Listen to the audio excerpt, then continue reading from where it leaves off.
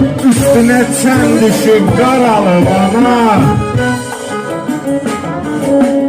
Ah bu adam benim Əziyyətlə böyütmüsən ki, elə əziyyətlə böyütmüsən ki, heç zaman gözündən qoymadın yana. Ağaran saçına qurban olaram, qocalma, qocalma, qocalma ana. Razıyam mən hər bir işimə qarış. Laf istəyirsən dön, vur, qışqır, danış. Bircə o üzünə gəlməsin qırış. Qocalma, qocalma, qocalma ana.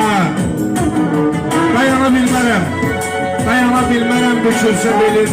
Saçına dən düşsə ağarsa telin. Qoy hər zaman üstümdən əssin yelin. Qocalma, qocalma, qocalma ana. Sən varsan, yoxdur nə dərdim sərim. Sən istə cənnətin gülü ödərim. Gəl ömrümdən kəsim ömrünə verim. Qocalma, qocalma, qocalma ana. Bir övladan təkcə sənsən gərəyi. Evimin üstüsü, duzu, çörəyi.